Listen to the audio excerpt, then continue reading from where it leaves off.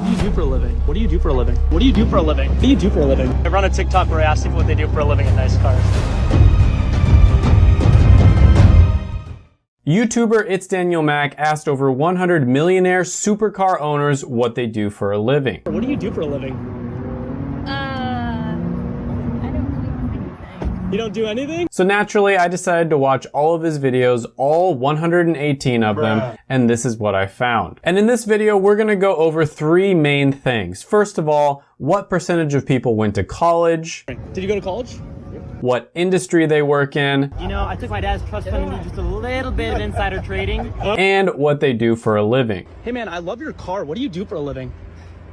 I'm the CFO of OnlyFans. Alright guys, this was a ton of work that I did for your enjoyment, so if you haven't done it already, make sure to gently tap the like button and hit subscribe. First of all, what industries were these supercar owners in? Well, by far, the most common industry was technology at about 26.7%, and this is something that I've been talking about quite a bit on my channel. Tech has so many opportunities, and if you think about it, it makes perfect sense. One person who knows how to code can create an app that literally millions of people can use. Usually in business, if you're just one person, there's no way you can scale the business to get to millions of people. However, there are a few skills, a few types of businesses out there where you can, and technology is one of them. And it really doesn't matter whether it's a skill, a degree, an industry, or a career. Technology is just good, and so I'm not surprised that this one was number one. Number two on the list was finance at 14%, and this one has everything to do with investing. Finance has always been a fantastic industry to be in. It's probably created the most billionaires out of any industry out there. Very similar to finance is number three on the list, which is real estate at about 11.6%. Real estate will always be a great way to build and grow your wealth, and so it's no surprise that there's an entire industry around it. Whether it's building real estate, renovation, buying and selling houses, investing, this is a booming industry that has created countless millionaires. Number four on the list was healthcare at 9.3%, and this is my industry because I'm a healthcare professional. And the cool thing about healthcare, in my opinion, is it's probably the most stable industry. Doesn't matter if it's the end of the world, there's still going to be doctors and nurses taking care of people. They are truly essential, and they'll be the last people to lose their jobs. Number five on the list was entertainment at 4.7%. And this is anything from having a social media following to being a professional actor. With the onset of social media, entertainment has become much more scalable, and instead of having to be chosen by some, bigwig in Hollywood, you can just choose yourself. You make really entertaining or informative videos, post them on YouTube, and eventually with a lot of hard work and a little bit of luck, you'll probably blow up. This is an industry that's on the rise in my opinion, and one really great thing about this that you probably don't realize is that it's relatively recession proof. When countries go into a recession, people end up spending a lot of time indoors and just consuming entertainment, and that means if you go into a recession, you'll likely make even more money if you're an entertainer. Tied for fifth place was automotive as well as aviation, both at 4.7% as well. And here's the entire list if you want to pause the video and just check it out. Next on the list, we're going to be talking about careers. And I actually think this is kind of genius for him to do this because from what I understand about him, he's the type of person who wants to be able to not only have a millionaire lifestyle, but he wants to be able to do it at a young age. Now, one thing I always talk about on this channel is if you're thinking about going into a career, for instance, the best thing you can possibly do is reach out to people who are already working in that career and ask them questions. And so he found a genius way of basically doing this. People who have supercars, generally speaking, are going to be young, and so they're millionaires, but they're young enough where they can actually enjoy their money. And so he asked a bunch of people who had supercars what they do for a living, and here's what he found. Because the truth is, anybody, even if you have a relatively low-paying job, can get rich over the long run if they consistently invest their money, and I've talked about this quite a bit on my channel. And the math here is stupidly simple. You can make $1 million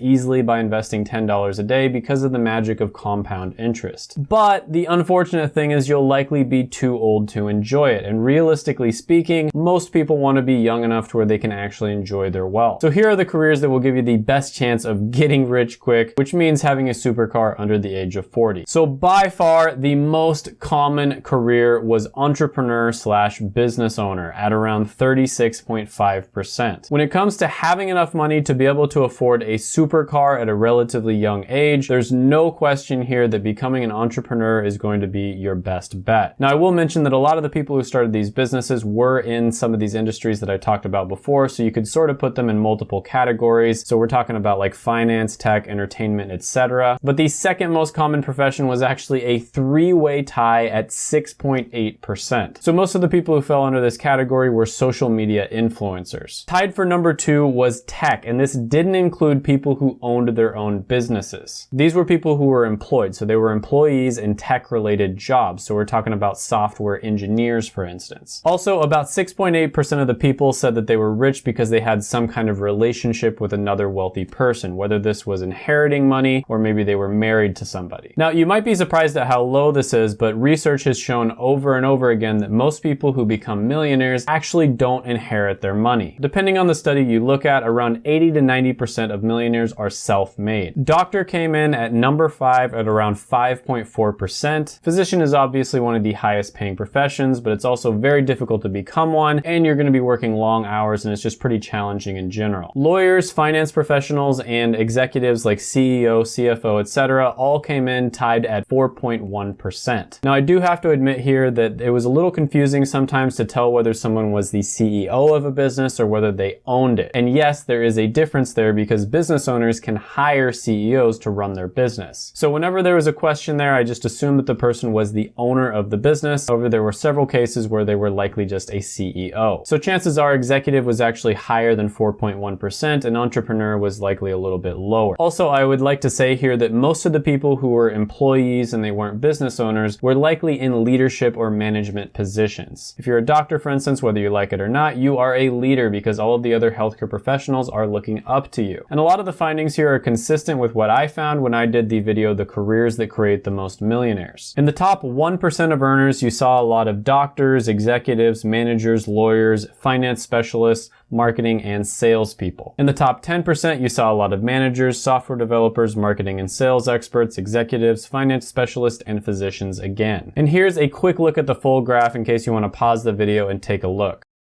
Now, the last question that Daniel would ask people is, did you go to college? And this was just a yes or no answer. Now, if you listen to your typical YouTube business guru who sells you a $1,997 course with a $10,000 mastermind upsell, they're going to tell you that college is a scam and you should spend all of your money on their course instead. However, surprisingly, 75% of people said yes, they did in fact go to college. And this is consistent with my findings as well, which I've gone over in detail on this channel. 80% of millionaires, 90% of billionaires, and 95% of Fortune 500 CEOs have a college degree. So the myth that you should drop out of college if you want to be a millionaire is just that. A myth. But with that being said, I do somewhat agree with the fact that the value of a college degree, especially with how expensive it is, and especially with certain majors that aren't going to help you get a job, has gone down over time. And this is a topic I've gone over quite a bit on my channel, so check out my other videos. Getting a college degree is kind of a double-edged sword. And that's why it's extremely important that you plan things out and pick out the right degree for you. Another thing I want to mention here is every time I meet someone who is a successful business owner in the millionaire range, I like to pick their brain and ask them questions, kind of like Daniel does. And I can tell you that by far the most common story for people who ended up becoming millionaires is they got a normal job, they learned a bunch of skills that were extremely valuable, and then eventually they recognized some kind of opportunity, they went out, they started their own business. And they didn't quit their job right away. What they did is they started their business on the side, they grew it, and businesses take a long time to grow, and most of them end up failing. So if the business failed, they kept their job, and then they tried to start a different business, and if it succeeded, they would see if they can grow it,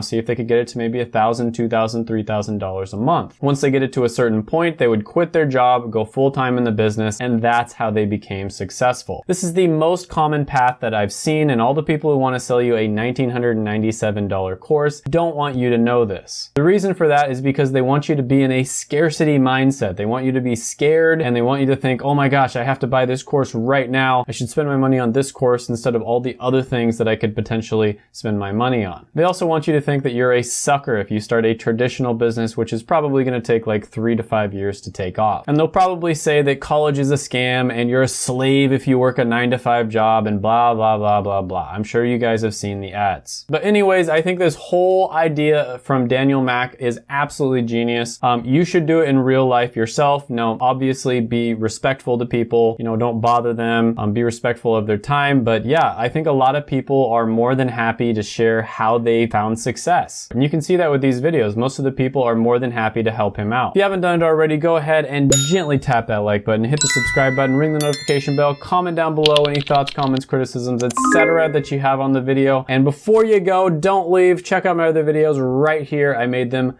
just for you.